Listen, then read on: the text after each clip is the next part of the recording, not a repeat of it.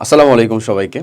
আজকে আমরা এই ভিডিওর মধ্যে সিকিউ প্রশ্ন উত্তর করার এ টু জেড টেকনিক নিয়ে কথা বলবো। যারা আমরা স্কুলের আছি, হতে পারি ক্লাস 6, 7, 8, 9, 10 অথবা পরীক্ষা দিব এসএসসি, যেই হও না কেন, সিকিউ প্রশ্ন উত্তর করার একটা সুন্দর ধারা, উপায় কীরকমভাবে করতে হবে এবং টাইমটাও। আমি এর আগে অলরেডি একটা ভিডিও দিয়েছিলাম যে সময়ের আগে সিকিউ উত্তর করার টেকনিক। ওখানে মেইনলি আমি টাইম ম্যানেজমেন্টের উপরে সম্পূর্ণ ফোকাস দিয়েছিলাম। বাট এই ভিডিওটার উপরে আমি সিকিউ প্রায়োরিটি থেকে শুরু করে একটা সিকিউকে কীভাবে সাজিয়ে লিখলে সেখান থেকে 8 থেকে 10 মার্ক ইজিলি গ্র্যাব করা যায় বা ফুল মার্ক নিয়ে আসা যায় সেটা রিলেটেডই কথাবার্তা বলবো। এটা বিশেষ করে আমাদের যে সকল পরীক্ষার ক্ষেত্রে সিকিউ লিখতে হয় 4টা করে, যেমন ধরো ম্যাথ আর হায়ার ম্যাথ বাদে অন্য যে সকল পরীক্ষার ক্ষেত্রে 4টা করে সিকিউ লিখতে হয় সেটার জন্য বেশি অ্যাপ্লিকেবল, এবং ওই ম্যাথ হায়ার ম্যাথের ক্ষেত্রে অ্যাপ্লিকেবল, বাট সেখানে টাইম নলেজটা একটু আলাদা হয়ে যাবে, সেখানে কথাবার্তাগুলো একটু আলাদা হবে। সো চলো তাহলে আর কথা না বাড়িয়ে আমরা শুরু করি। প্রথমে আমরা একটা স্পেসিফিক কন্টেন্ট সম্পর্কে আলোচনা করব যে ভাইয়া আমাদের আসলে যদি দেখা যায় যে 11টা মতন ধরো রেগুলার যে সাবজেক্টগুলো, সাপোজ বাংলা, বিজিএস, ইসলাম শিক্ষা, এই টাইপের যে সাবজেক্টগুলো, হ্যাঁ, যেগুলো আমাদের সায়েন্সের না, সায়েন্সের সাবজেক্টের ক্ষেত্রে তো পাঁচটা উত্তর করতে হয়, বাট যেগুলোতে আমার 7টা করে উত্তর করতে হয় 11টার ভিতরে, হ্যাঁ, ওই সকল সাবজেক্টের ভিতরে দেখা যায় যদি আমরা একের অধিক সিকিউ আমাদের কমন আসে। ধরে নাও আমাদের কয়টা সিকিউ কমন আসছে, 11টার ভিতরে 8টা বা 10টা সিকিউ কমন নিয়ে আসা খুব বেশি কঠিন কাজ না ভাইয়া। মোটামুটি একটু অ্যাভারেজ লেভেলের পড়াশোনা যদি তুমি এসএসসি লাইফ থেকে করতে থাকো অথবা বছরের শুরুর দিক থেকে করতে থাকো, তাহলে তুমি বার্ষিক পরীক্ষার ক্ষেত্রে ইজিলি দেখা যায় যে মানে একের অধিক, অর্থাৎ 7টা তো তোমার মেইন টার্গেট লিখতেই হবে, তুমি 10টা মতন সিকিউ ইজিলি কমন পেয়ে গেছো। সো 10টা সিকিউ যে কমন পেয়ে গেছো, আমরা প্রথমে ওই নিয়ে আলোচনা করবো যে কোন ধরনের সিকিউটা আমরা উত্তর করব। সব সিকিউ কি উত্তর করে দিব?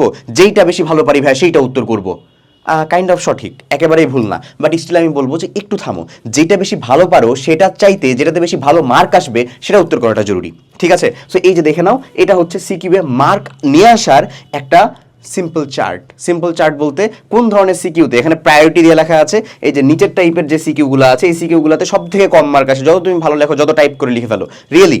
বাট এই যে এই টাইপের সিকিউগুলোতে শুরু থেকে যত উপর নিচের দিকে টানবা সিকিউর মার্কটা কমবে, উপরের দিকে সিকিউতে সব থেকে বেশি মার্ক আসে। চলো আমরা সেটা নিয়ে একটু আলোচনা করে দেখি। ধরো একাধিক বা 7-এর বেশি সিকিউ কমন চলে আসছে, এখন তুমি সিকিউ পিক করবা কেমনে? আমি খুব সিম্পল টেকনিক বলে দিই। ম্যাথ কন্ডাক্টের যে সিকিউগুলো সেগুলো তোমার ফার্স্ট প্রায়োরিটি থাকবে। অবশ্যই ম্যাথ পারলে, ম্যাথ পারো না তুমি ওই সিকিউ করতে গেছো, না না না না দিয়ে আবার মানে গার্জেন দিয়ে আমাকে মাইর খাওয়ায় না, হ্যাঁ, ওরকম কিছু না, কিন্তু অবশ্যই ম্যাথটা তুমি পারো দিয়ে যদি ওই সিকিউটা হয়। ধরো বিজিএস এর কথা, বাংলাদেশ বিশ্ব পরিচয়ের কথা যদি জিডিপি, তারপরে হচ্ছে গ্রস ডোমেস্টিক ইনকাম, এই সকল জিনিসপত্র, কিছু ইন্ডেক্স, তারপরে দ্রাঘিমাংশ, অক্ষরেখা, এই সকল জিনিসপত্রের কিছু বিষয় আসে না যেগুলো তো ম্যাথমেটিক্যাল জিনিসপত্র থাকে, এই সময়টা আমাদের অমুক জায়গাতে কত সময় দেখাবে, এই সকল রিলেটেড ওই ম্যাথগুলো যদি আমরা পারি তাহলে ওই ম্যাথ রিলেটেড সিকিউটা হচ্ছে আমার ফার্স্ট প্রায়োরিটি।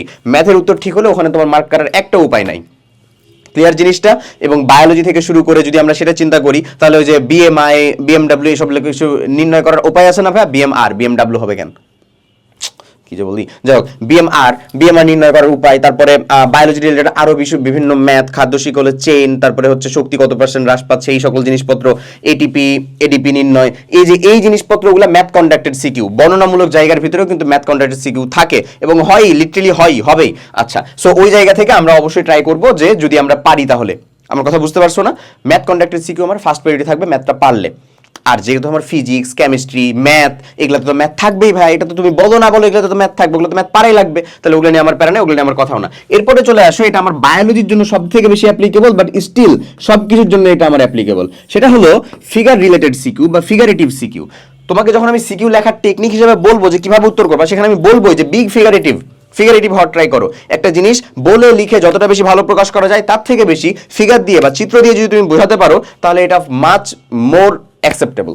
এক্স্যাক্টলি, বুঝছো? এবং এটাতে তোমার টিচারের মানে তোমার খাতার উপরে আলাদা একটা ইমপ্রেশন ক্রিয়েট হবে, এবং বাকি অন্যান্য জায়গাতে যদি তার কোথাও মনে হয় যে একটু এই জায়গার ভিতরে হয়তো বা কম হয়ে গেছে, সেটা ইনশাল্লাহ উনি ফিল আপ করে দিবে। লিটারালি এটা আমাদের অ্যাজ এ টিচার হিসেবে আমাদেরই মনে হয় যেরকমটা করা যায়, কজ দ্য গাই মানে যে উত্তর করতেছে ইজ রিয়েলি ইন্ডাস্ট্রিয়াল, সে পরিশ্রমী, আসলে সে করতে পারতেছে, তার প্রেজেন্টেশনের ধারণা আছে, সব কিছু তার ভিতরে আছে, সো তাকে একটু হেল্প করা যায় এমন একটা চিন্তা থাকে। সো যেখানে আমরা দেখতে পাবো যে এই জিনিসটাতে একটা ফিগার ড্র করার মতন ওয়ে আছে, সাপোজ আমাদের মানে মাটিতে কত অংশ কোন জিনিসটা পাওয়া যায়, এই যে আমরা যে ওই যে পরিমাণটা লিখে দেওয়ার পরে, রসায়নের ক্ষেত্রে বলতেছি, ওই যে আমাদের যেটা খনিজ সম্পদ ধাতু, হ্যাঁ, ওই ধাতু অধাতুর অংশটার ভিতরে কোন অংশ কতটুকু পাওয়া যায়, এটা আমরা চাইলে পাই চার্ট দিয়ে দেখাতে পারি না ভাইয়া?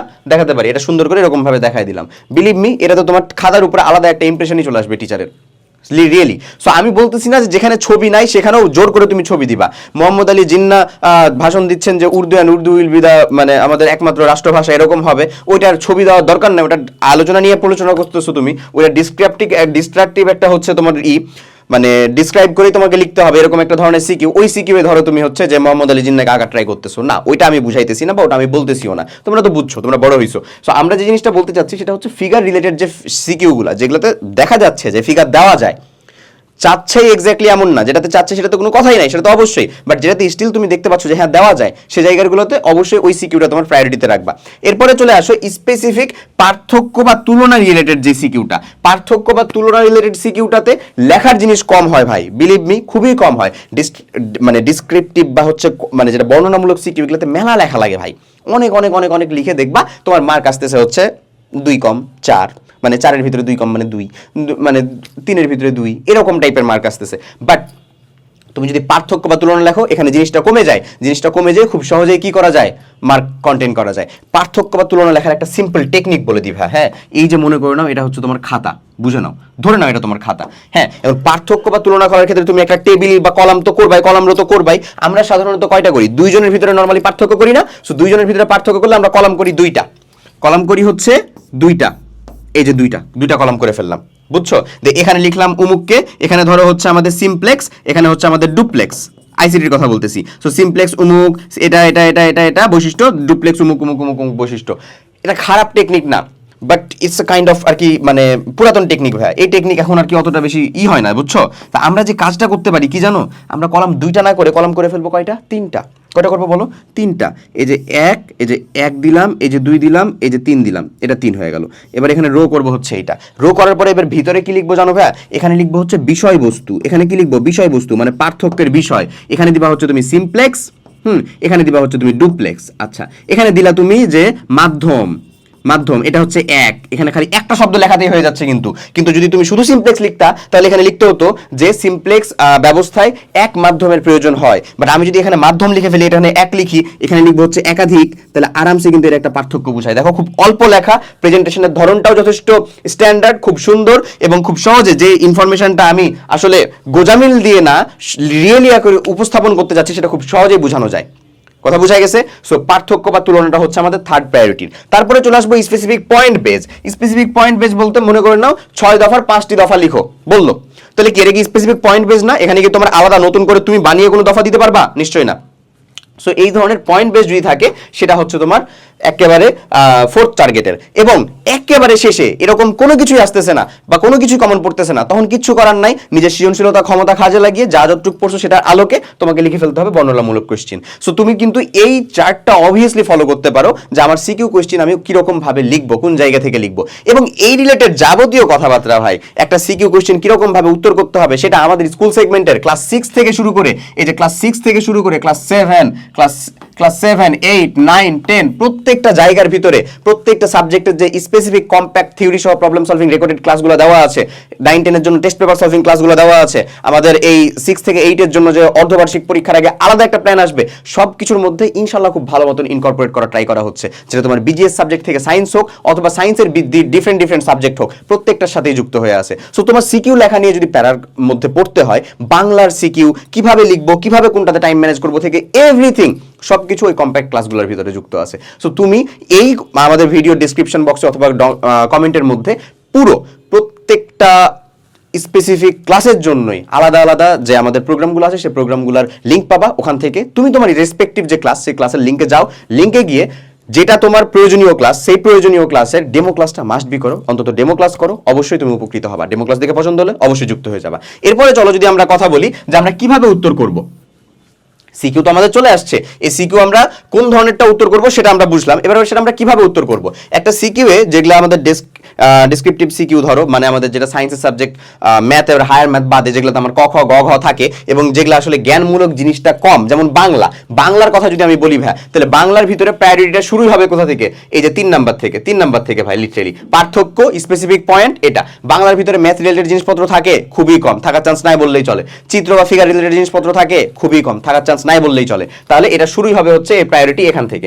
এখন এই বাংলার মতন একটা সিকিউকে আমরা কিভাবে ক খ গ ঘতে কি লিখবো, কিভাবে লিখবো, টাইম কেমন দিব, সেই রিলেটেড কথাবার্তা বলে আমরা ভিডিওটা শেষ করি। চলো প্রথমত ক নাম্বারে যদি আমরা চিন্তা করি, ফার্স্ট অফ অল কয়ে আমাদের একটা জ্ঞানমূলক প্রশ্ন। এটা জাস্ট একটা শব্দ হলে, একটা শব্দ যদি সংজ্ঞা বা ডেফিনেশন না চায়, সংজ্ঞা যদি বা ডেফিনেশন না চায়, হ্যাঁ, তাহলে জাস্ট এটা হবে হচ্ছে এক শব্দ, এক শব্দ, এটাই লিখে রাখছি আমি এক শব্দ, এবং এটা লিখতে আমি সময় নিব যেহেতু আমি উত্তরটা পারি মাত্র 1 মিনিট। ওকে, খ নাম্বারে হবে হচ্ছে অনুধাবন। অনুধাবন জিনিসটা বোঝায় আসলে কি? অনুধাবন যে জিনিসটা মানে বোঝায়, এটা মানে বোঝায় হচ্ছে ভাই জ্ঞানের সাথে আলোচনা। এই আলোচনাটাকে সিদ্ধান্ত টানা যাবে না এখানে।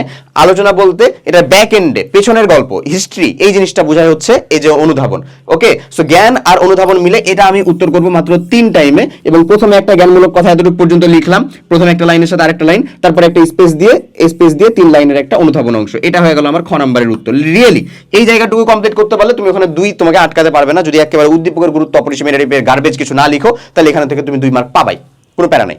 এরপরে চলো যদি গ নাম্বার নিয়ে আমরা চিন্তা করি, তাহলে গয়ের ভিতরে আছে জ্ঞান, অনুধাবন এবং প্রয়োগ। জ্ঞান, অনুধাবন, প্রয়োগ, তিনটা মিলে হচ্ছে প্রয়োগমূলক একটা কোশ্চেন। এই প্রয়োগ মানে হচ্ছে ভাই আলোচনা বা সিদ্ধান্ত, মানে শেষে যে তোমাকে যে উদ্দীপকের সাথে তোমার যে রিলেভেন্ট গল্প বা প্রবন্ধ বা হচ্ছে কবিতা বা উপন্যাস, নাটক, যাই হোক না কেন, সেটার যে একটা তুলনা বা বৈসাদৃশ্য বা সাদৃশ্য দেখাতে বলেছে, ওই এক শব্দটার যে সাদৃশ্য, যে উমুক আর তুমুকের সাথে এরকম একটা দিকে সাদৃশ্য বা মিল পাওয়া যাচ্ছে, ওটা হচ্ছে তোমার জ্ঞান।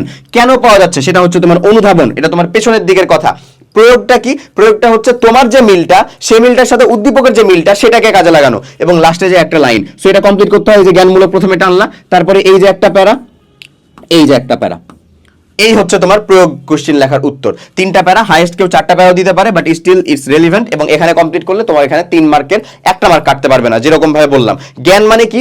যে জায়গাটাতে স্পেসিফিক কমন, ধরে নাও একটা মানে এই যে ধরো একটা এই যে এই আন্দোলনের সাথে মুক্তিযুদ্ধ বা ভাষা আন্দোলনকে কথা বলা হচ্ছে। সো ধরো তুমি তখন যদি এরকম কথা বলো যে বললো যে এটার আর ওটার সাথে বৈসাদৃশ্যটা কোথায়, সো বৈসাদৃশ্য হচ্ছে যে এখানকার আন্দোলনের সূত্রপাতটা হয়েছিল একরকমের বা একটা ধরনের, এখানে হচ্ছে আসলে কিছুটা মানে ফেসিজম, এই সকল মানে স্বৈরাচার অথবা এই ধরনের কিছু একটা নীতি চলে আসছিল। বাট ওইখানে যেটা ছিল ওখানে ওই রকমই ছিল, বাট তার পটভূমিটা ছিল টোটালি ডিফারেন্ট। পটভূমিটা কেমন ছিল? ওখানে ধরো ছিল ভাষা আন্দোলন, ভাষার জন্য কেন্দ্র করে। এখানে তো আমার ভাষা নিয়ে কিছু না, এখানে আমাদের মৌলিক অধিকার, আমাদের ন্যায্য দাবি, আমাদের নিজের যেটা ধরো প্রাপ্য, এই ন্যায্যতা, এটার উপর ডিপেন্ড করে।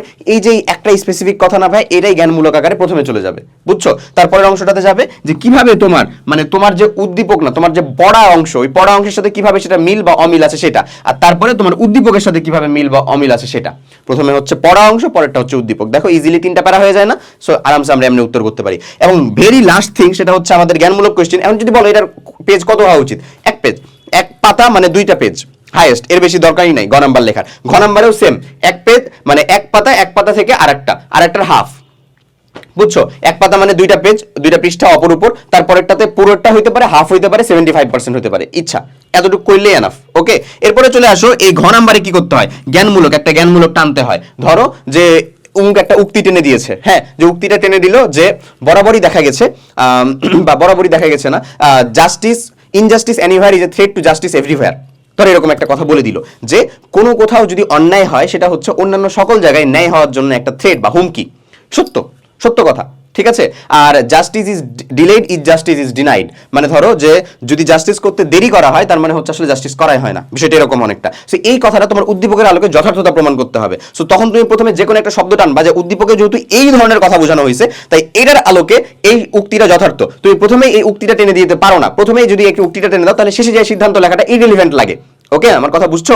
অনেক মানুষ যদি দেখা যায় যে এই যে প্রথমে যে প্রশ্নের উক্তিটা দেওয়া আছে, ওটাই উপরে টেনে দিয়েছে, ওইটা না, ওইটার আলোকের উক্তিটা তুমি টানো, যেটা তোমার বই এবং তোমার যে উদ্দীপক সেটাকে রিলেভেন্ট করতে পারে, সেটার সাথে একত্রিত হতে পারে। ওই যে জিনিসটা বা ওই যে একটা শব্দ, যে এই দিকটা দিয়ে চিন্তা করতে গেলে কোন দিকটা দিয়ে, যেমন ধরো যে যেই মানে যে পটভূমিটা দেখানো হয়েছে বলতে পারো, বা যেই মূল কথাটা বলতে বোঝানো হয়েছে যে অন্যায়কারী কখনোই হচ্ছে রেহাই পায় না, বা যারা হচ্ছে জুলুম করে, বান্দার উপর জুলুম করা মানুষ বা বান্দার উপর জুলুম করা কোনো এন্টিটি বা অস্তিত্ব আসলে কখনো টিকে থাকতে পারে না, সেটার উপর নির্ভর করে বলা যায় যে উদ্দীপক এবং আমার প্রশ্ন বা উদ্দীপক এবং আমার পাঠ্য বইয়ের অংশটা যথার্থ। তারপরে তখন তুমি লিখলা যে কিভাবে তোমার পাঠ্য বইয়ের অংশটা যথার্থ, তারপরে লিখবা কিভাবে তোমার উদ্দীপকটা যথার্থ, 2টা প্যারা আর প্রথমে একটা লাইন, 3টা প্যারা শেষ। তারপরের অংশটাতে চলে আসলো হচ্ছে একটা তোমার সিদ্ধান্ত। তোমার সিদ্ধান্ত মানে তুমি কি মনে করো এরকমটা না যে উদ্দীপক আর তোমার এই যে প্রশ্ন এটা কি যথার্থ হচ্ছে নাকি হচ্ছে না, বৈসাদৃশ্য হচ্ছে নাকি সাদৃশ্য হচ্ছে, এর একটা সিদ্ধান্ত। আলটিমেটলি 4টা প্যারা ডান। এমনি যদি লেখা যায় ভাইয়া, তাহলে বিলিভ মি তুমি প্র্যাকটিস করো এটাকে। ক্লাস 6 এ আছো, এখন থেকে প্র্যাকটিস করো। ক্লাস 6 এ করা হয়নি, 7 এ আছো, করো। ক্লাস 8 এ আছো, জেসি পরীক্ষা হবে না, নো প্রবলেম, এখন থেকে করো। 9 এ আছো, এখন থেকে করা তোমার জন্য ফরজে আইন। ক্লাস 10 তোমার কয়দিন পরে পরীক্ষা, এটাও যদি হয় তাহলে তো কোনো কথাই নাই, তোমাকে তো এগুলো শিখে চলতেই হবে, মেনে চলতেই হবে। তাহলে সিকিউতে মার্ক নিয়ে আসা কিন্তু খুব বেশি কঠিন না যদি তুমি এরকমগুলোকে মেনটেন করে একটু পড়ার চেষ্টা করো। ওকে, এখন আমি একটা কথা বলি, সেটা হচ্ছে যে সিকিউতে দেখা যায় 70টা মার্ক ভাই, লিটারালি 70টা মার্ক। তুমি বুঝতেছো এটা মোটেও কম মার্ক না। এই 70টা মার্কের ভিতর থেকে অন এভারেজ আমাকে 56 প্লাস পাইতেই হবে, নাহলে আমার এ প্লাসই থাকে না। সো আমি তোমাকে বলবো তোমার টার্গেট 56 না, তোমার টার্গেট 65 হওয়া উচিত লিটারালি, এবং ইম্পসিবল না যদি তুমি এরকম ভাবে মেনটেন করে এটাকে পড়ো। কতটা টাইম লাগাবা যদি আমি বলি, এটা তোমাদের বিশেষ করে যারা এসএসসি এবার পরীক্ষা দিবা তাদের জন্য একটা বিশেষ ট্রাম্প কার্ড হইতে পারে, যে ক নাম্বারের জন্য 1 মিনিট, হাইয়েস্ট 1 মিনিট। যদি এখানে দেখা যায় কোনো একটা সংজ্ঞা বা ডিসক্রিপটিভ কিছু চেয়ে বসছে, তাহলে তুমি এখানে 2 মিনিট যেতে পারো, 3 মিনিট যেতে পারো, এর বেশি না ভাই। ওকে, ক্ষয়ের জন্য আমার 3 মিনিট, এটা একেবারে ফিক্সড এমন না, বাট তুমি মনে মনে ভেবে নিবা যেটা ফিক্সড, যেন তুমি তোমাকে চ্যালেঞ্জ করতে পারো যে সময়ের ভিতরে যেন তোমার উত্তরটা করা হয়। তারপরে যেটা গ নাম্বারে হচ্ছে 7 মিনিট আর ঘ নাম্বারে 9 মিনিট। এই একটা রুল ফলো করে আমি মাত্র 20 মিনিটের ভিতরে একটা সিকিউ লেখা ট্রাই করতাম, যেটা আমি কখনো মানে কাটাই কমপ্লিট করতে পারতাম না। দেখা যেত 22 মিনিট 23 মিনিট হয়ে যেত। বাট বিলিভ মি, তুমি যদি 25 মিনিটের প্ল্যান বানাও, তুমি এটাকে কত নিবা জানো? 30 মিনিট লাগাবা, 30 মিনিট প্লাস লাগাবা, তাও তুমি মনে হবে তোমার স্যাটিসফ্যাকশন নাই। এমন করা যাবে না। এই প্ল্যানটাকে যে সর্বনিম্ন একেবারে 20 মিনিট, এই প্ল্যানটাই রাখো। 1 3 7 9, 1 3 7 9 বেস্ট একটা প্ল্যান। এই প্ল্যানটাকে এর বেশি বাইরে যেতে দিও না। এখন এই সকল জিনিসপত্রের কথাবার্তা কিন্তু যারা আমার এসএসসি 25 ব্যাচের স্টুডেন্ট আছো, তাদের এই আমাদের এসএসসি লাস্ট শর্ট রিভিশন প্রোগ্রামের ভিতরেও আছে। এবং এই শেষ সময় এসে যদি বলো যে ভাই শেষ সময় এসেও কি কোর্স নিয়ে কোনো উপকার হবে, আমি তোমাদের জন্য একটা কথাই বলবো, শুধু তোমার যদি প্রিপারেশন টোটাল কমপ্লিট হয়ে থাকে, সবকিছু কমপ্লিট হয়ে থাকে, তাহলে কোনো প্রয়োজন নেই। লিটারালি আমি নিজেই বলতেছি কোনো প্রয়োজন নেই। বাট একটা জিনিস দেখো, এই শেষ সময় এসে তোমার অনেক কিছু কমপ্লিট হয়ে নাই, তোমার কিছু একটা পড়াশোনা করার জন্য দরকার, তুমি এইটার সাথে যদি যুক্ত হও, অ্যাটলিস্ট তো তুমি কিছু পড়বা। তোমার যদি 10%, 15%, 10 মার্ক, 20 মার্ক, 15 মার্ক যদি এক্সট্রা আসে, 12 মার্ক যদি এক্সট্রা আসে, তাও কি লাভ না? চিন্তা করে দেখো। ওকে, বাট আলটিমেটলি সব থেকে বড় উপকার হবে তোমার এই কিউএনএ এসএসসি সাজেশন। এটা লিটারালি একটা নিজে একটা নোট। এই নোট বই থেকে তুমি আলহামদুলিল্লাহ লিটারালি সবকিছু হুবহু type wise, topic wise common চলে আসবে। সো এই দুইটা জিনিসেরই, আর তুমি যদি স্পেসিফিক আমার ক্লাস 6 থেকে ক্লাস 10 এর স্টুডেন্ট হয়ে থাকো, তাহলে সম্পূর্ণটা জিনিসেরই সবকিছুর লিঙ্ক তুমি ডেসক্রিপশন বক্সে দেখবা। প্রত্যেকটারই ডেমো জিনিস দেওয়া আছে, ওখানে ডেমো পিডিএফ দেওয়া, ওখানে ডেমো ক্লাস দেওয়া। কোনো কিছুই তোমার কাছে সম্পূর্ণ ধোঁয়াশা করে মানে নিতে বলা হচ্ছে না। তুমি আরামসে সবকিছু দেখে নিজে দেখবা, বুঝবা, যদি উপকার পাও মনে হয় তাহলেই শুধুমাত্র যুক্ত হবা। সো সিকিউ লেখার টেকনিক এতটুকুই, আর বেশি কথাবার্তা বাড়াবো না এটা নিয়ে। সবাই অনেক ভালো থাকো। আল্লাহ হাফেজ, আসসালামু আলাইকুম।